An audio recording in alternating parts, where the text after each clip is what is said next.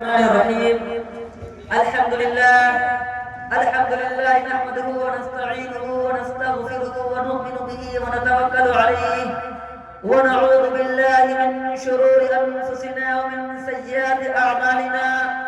من يهده الله فلا مضل له ومن يضلله فلا هادي له، ونشهد أن لا إله إلا الله وأشهد أن محمدا عبده ورسوله.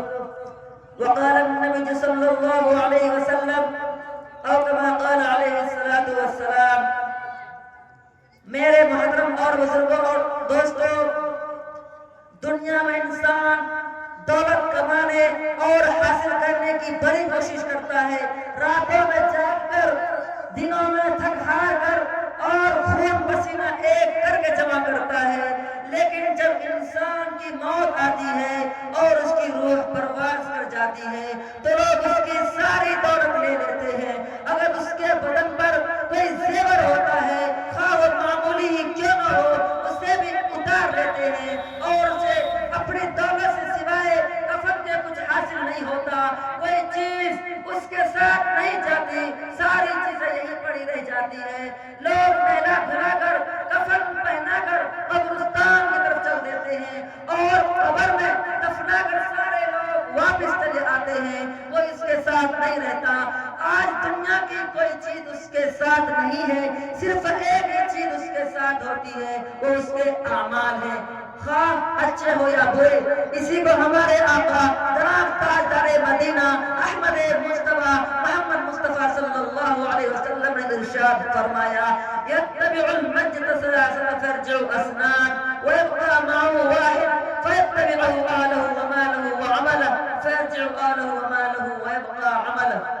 میت کے پیچھے تین چیزیں جاتی ہیں، میت کے پیچھے تین چیزیں جاتی ہیں، ان میں سے دو لوگ آتی ہے اور ایک رہ جاتی ہے۔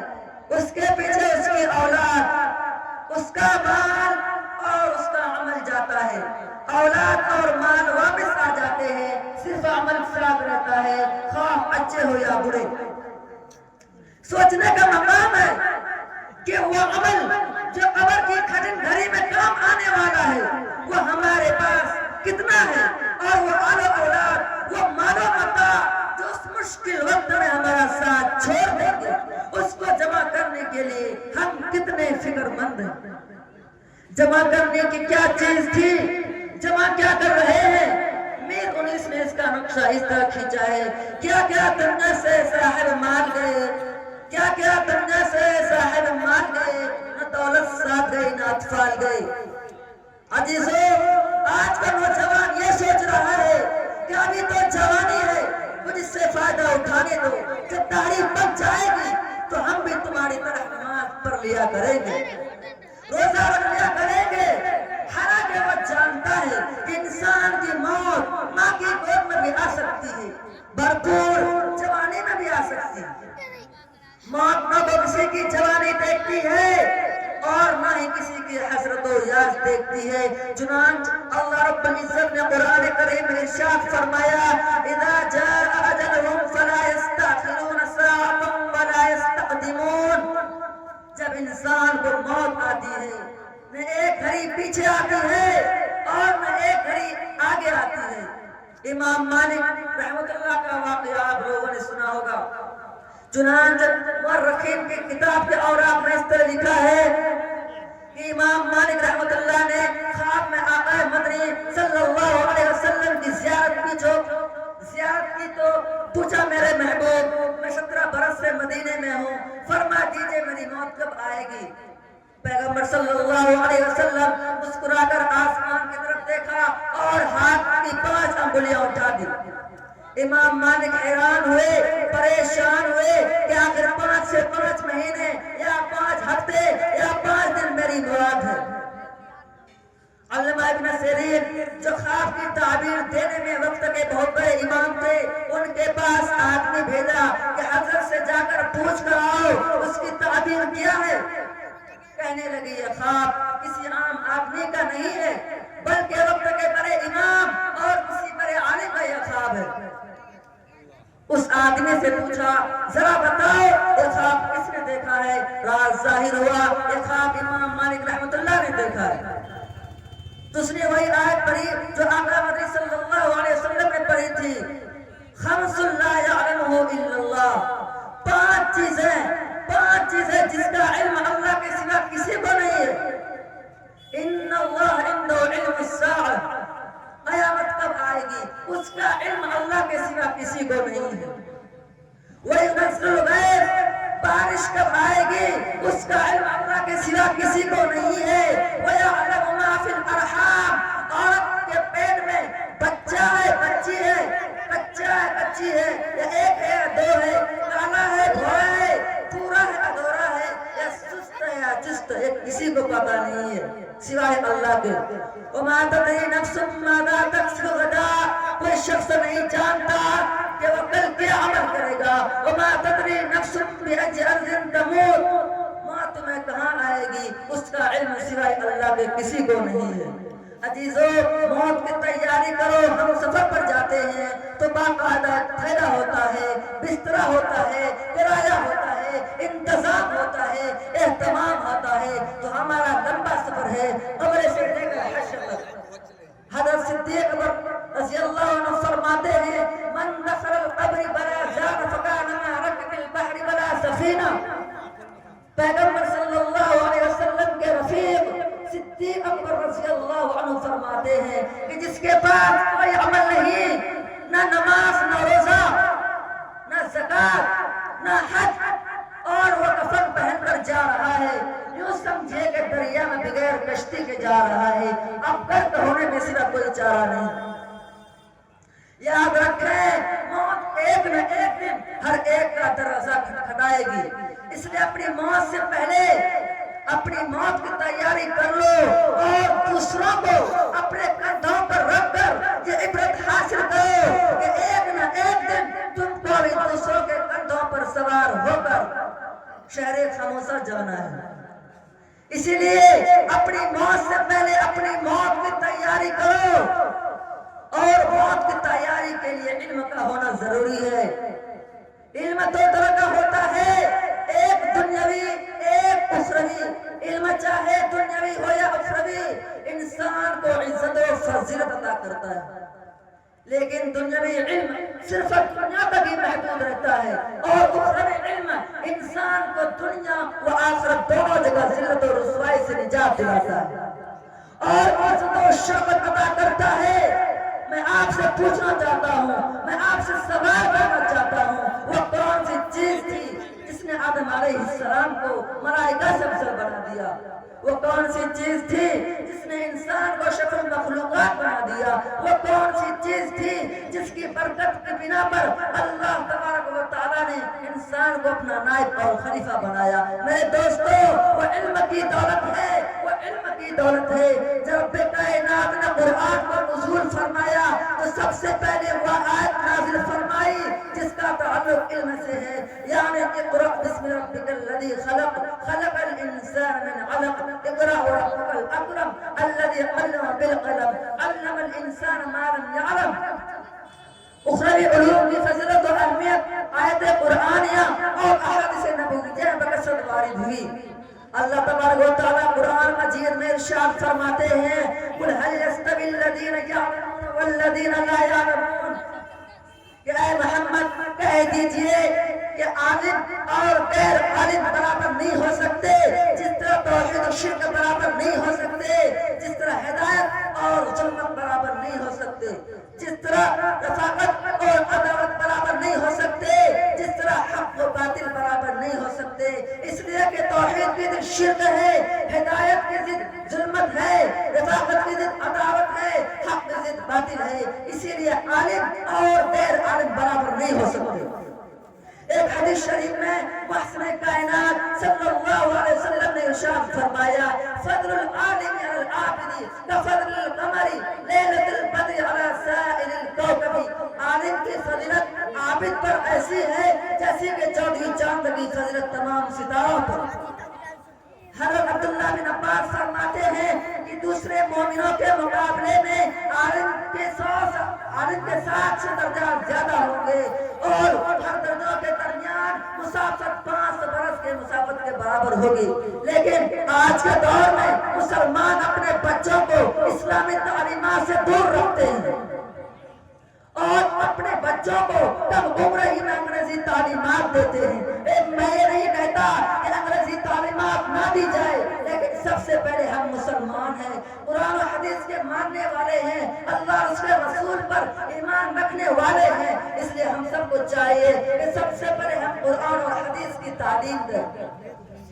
لیکن آج کے دور میں مسلمان اپنے بچوں کو اسلامی تعلیمات سے دور رکھتے ہیں اور کم عمر ہی میں اپنے بچوں کو انگریزی تعلیمات دیتے ہیں۔ یہ صرف شیطان کا فریب ہے، وہ شیطان جس نے عہد کر دیا کہ بنی آدم کو جہنم پہنچائے گا، وہ شیطان مردود جو ہمارے کلچر کا دشمن ہے، جو ہمارے سوسائٹی کا دشمن ہے، جو ہمارے ایمان و اخلاق کا دشمن ہے، جو ہمارے کردار کا دشمن ہے، یہ شیطان ہمارے ازلی دشمن ہے، اپنے خوبصورت رنگین جال میں پھنسا کر ہمیں تعلیمات اسلامیہ سے دور کرنا چاہتا ہے۔ یاد رکھیں، اگر ہم اپنے کم عمر معصوم بچوں کی خیر خواہیں تو اسے عالم دین بنائیں، اس لیے کہ عالم کے قلم کی سیاہی شہیدوں کے خون سے بھی افضل ہوتی ہے۔ حضور صلی اللہ علیہ وسلم فرماتے ہیں استغفر للعالم ما فی السماوات والارض، زمین و آسمان میں جتنے چیزیں ہیں وہ سب عالم کے مقصد کی دعائیں کرتی ہیں۔ عالم کے لیے جنات مقصد کی دعائیں کرتے ہیں، عالم کے لیے جنات کی دعائیں کرتی ہے، عالم کے لیے سمندر کی مچھلیاں بھی دعائیں کرتی ہے، عالم کے لیے سمندر کی مچھلیاں بھی دعائیں کرتی ہے۔ اس کے باوجود مسلمان کا یہ حال ہے کہ انگریزوں کی چال میں پھنس کر ہم اپنے دین اور معاشرت کو داغدار کر رہے ہیں۔ چاہیے تو یہ تھا کہ ہمارا دین صحابہ کے دین کے موافق ہوتا، ہماری سوسائٹی اسلام کی سوسائٹی ہوتی، ہماری تہذیب مسلمانوں کی تہذیب ہوتی، لیکن سب کچھ اس کے الٹا نظر آتا ہے۔ کسی شاعر نے کیا خوب کہا ہے، سمجھ میں نہیں آتا دنیا کا حساب الٹا، سمجھ میں نہیں آتا دنیا کا حساب الٹا، نصیحت کیجئے جس کو ملتا ہے جواب الٹا۔ حضرت عباس رضی اللہ عنہ فرماتے ہیں کہ اللہ تبارک و تعالیٰ نے انسان کو، اللہ تبارک و تعالیٰ نے حضرت سلیمان علیہ السلام کو یہ اختیار دیا تھا، تین چیزوں میں جس کو صاحب پسند فرمائے، علم، مال، سلطنت۔ حضرت سلیمان علیہ السلام نے علم کو پسند فرمایا، لیکن اللہ تبارک و تعالیٰ نے حضرت سلیمان علیہ السلام کو مال اور سلطنت علم کے بدلے عطا فرما دیا۔ اللہ اکبر! تو پھر ہمیں علم دین اور عالم بننے میں کیوں شرم محسوس ہوتی ہے؟ اس کی وجہ یہ ہو سکتی ہے کہ شیطان ہمارے دلوں میں برے وسوسے سے ڈالتا ہے، یا ہمارے عزائم یا ارادے کمزور پڑ گئے ہیں۔ کسی شاعر نے کیا خوب کہا ہے، جواں ہو عزم تو تارے بھی ٹوٹ سکتے ہیں، جواں ہو عزم تو تارے بھی ٹوٹ سکتے ہیں، کٹھن نہیں کوئی کام آدمی کے لیے، اور قدم چوم لیتی ہے خود برکت منزل، اور قدم چوم لیتی ہے خود برکت منزل، مسافر اگر ہمت نہ ہارے۔ لیکن آج کے دور میں علم دین کی فضیلت و اہمیت کو کوئی نہیں پہچانتا، حالانکہ علم دین اپنی ضیاپاش کلموں سے تحریف و تلبیس کے طوفان کو مٹا دیتا ہے۔ آج تک جو ہو گیا سو ہو گیا، اس لیے کہ مصیبت کا بھی ایک مقصد ہے، اس لیے کہ مصیبت کا بھی ایک مقصد ہے دنیا کے حوادث میں، مصیبت کا بھی ایک مقصد ہے دنیا کے حوادث میں کہ آدمی کو ایک ٹھوکر لگے اور وہ ہوشیار ہو جائے۔ اللہ جل شانہ نے انسانوں کو اس دنیا میں اپنی بندگی کے لیے پیدا فرمایا ہے۔ یہ انسان یہاں چند دن کا مہمان ہے، اپنی مہلت اور مدت مکمل ہونے کے بعد اگلے سفر پر روانہ ہونا ہے۔ جو شخص یاد الہی اپنا وقت گزارے، جو اللہ رب العزت کی رضا جوئی کے لیے ہر لمحہ بے قرار رہے، جس کا ہر عمل سنت نبوی صلی اللہ علیہ وسلم کے مطابق ہو، جس کا ہر کام شریعت کے مطابق ہو، ایسا انسان دنیا میں بھی کامیاب اور آخر میں بھی کامیاب۔ فقط فاز فوزا عظیما، اس پر صادق آتا ہے۔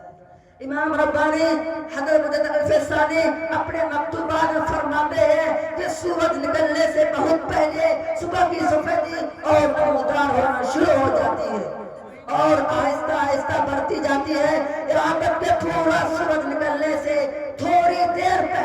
روشن ایسے ہی ہوتا ہے گویا کہ پورا سورج نکل آیا ہو. اسی طرح رمضان المبارک کی برکات 15 شعبان کی رات سے شروع ہو جاتی ہے.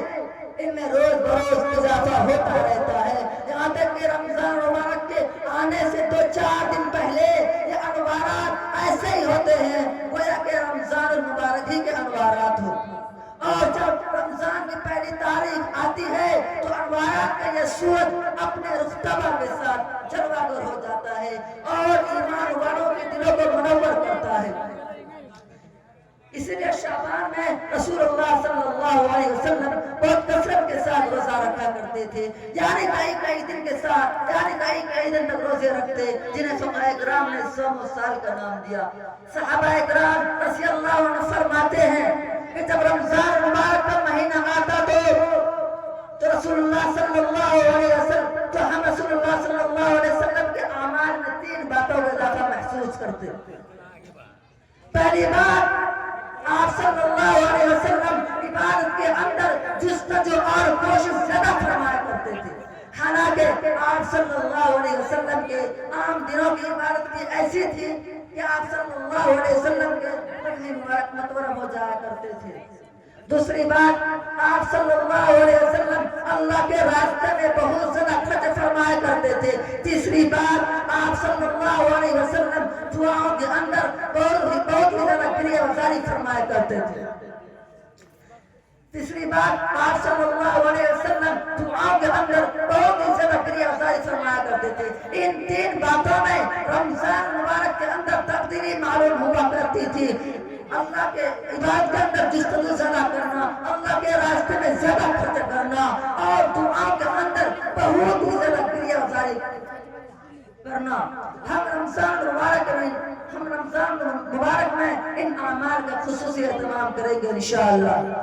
عبادت کا ذریعہ اپنے جسم کو تھکائے.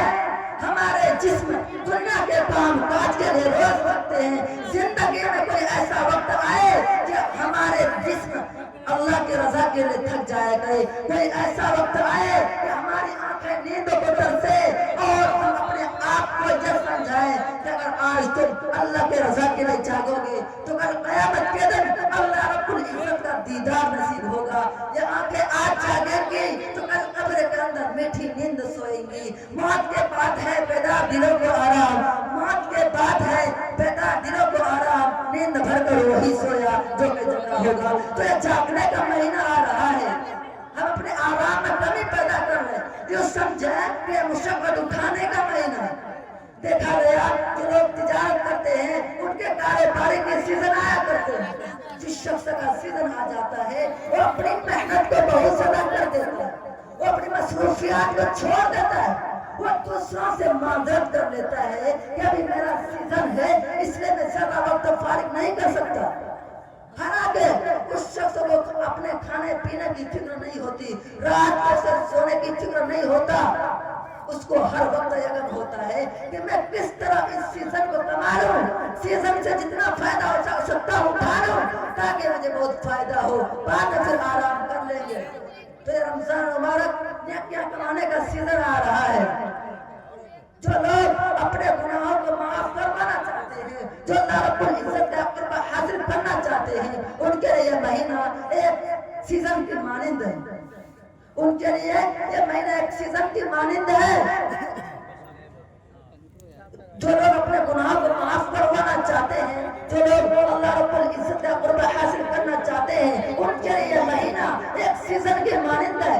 بلکہ روزہ دار کی آنکھیں بھی روزہ دار ہو, روزہ دار کی آنکھیں بھی روزہ دار ہو, زبان بھی روزہ دار ہو, کان بھی روزہ دار ہو, دل و دماغ بھی روزہ دار ہو, شرمگاہ بھی روزہ دار ہو. جب ہم اس طرح سر کے بالوں سے لے کر پاؤں کے ناخنوں کا روزہ دار بن جائیں گے, جب ہم افطار کے وقت اللہ رب العزت کے سامنے اپنے ہاتھ کو پھیلائیں گے تو اللہ رب العزت ہماری دعا کو قبول فرمائیں گے. اس مہینے کی برکات اتنی زیادہ ہے, جب کوئی شخص روزہ رکھتا ہے تو اس روزہ دار کی بخشش کے لیے ہوا میں پرندے, بڑوں میں چوٹیاں اور پانی میں مچھلیاں اس کی مقصد کی دعائیں کرتی ہے، اور جب وہ شخص آدمی اور روزہ دار شخص آدمی جب خود دعائیں کرتا ہے تو روزہ دار کی دعاؤں کے دعا میں اللہ کے معصوم فرشتے آمین اور لبیک کہا کرتے ہیں۔ یہ مہینہ اتنا بابرکت مہینہ ہے، وہ مہینہ اتنا بابرکت مہینہ ہے، اس کے ایک ایک لمحہ کی برکت پانے والے اللہ کے ولی اور ابدار بنا کرتے ہیں۔ اگر ہم ان برکات سے فائدہ اٹھا سکیں تو ہمیں اللہ رب العزت کی مغفرت نصیب ہو جائے۔ رمضان المبارک میں روزہ دار کے اجر کو بڑھا دیا جاتا ہے۔ اگر کوئی نفل کا کام کرے گا تو فرض کے برابر اس کو اجر دیا جائے گا، اور اگر کوئی ایک فرض کے برابر کام کرے گا تو اس کو 70 فرضوں کے برابر اجر دیا جائے گا۔ رمضان کی برکت کا مہینہ اللہ جل شانہ کی رحمت مغفرت کا مہینہ ہے۔ حدیث پاک میں آتا ہے اولہا رحمہ، اس کے پہلے 10 دن رحمت کے ہیں، یعنی رمضان کے پہلے 10 دن رحمت کے لیے ہیں، وَأَوْسَطَهَا مغفرہ، اور رمضان کے درمیان کے 10 دن مغفرت کے لیے ہیں، وَآخِرَهَا عَتَقَ مِنَ النَّارِ، اور رمضان کے آخر 10 دن آگ سے آزادی کے لیے ہے، یعنی جہنم سے آزادی کے لیے ہے۔ اللہ تبارک و تعالی ہمیں اور آپ کو موت سے پہلے موت کی تیاری کرنے کی توفیق عطا فرمائے، اور اپنے بچوں کو علم دین حاصل اپنے کو خود علم حاصل کریں اور اپنے بچوں کو بھی علم دین حاصل کرانے کی توفیق عطا فرمائے، اور رمضان مبارک جو آ رہے ہیں ان کی پوری قدر کرنے کی توفیق عطا فرمائے۔ اللہ تعالی ہمیں سب کو زیادہ سے زیادہ عمل کرنے کی توفیق عطا فرمائے، آمین۔ وآخر دعوانا الحمدللہ رب العالمین۔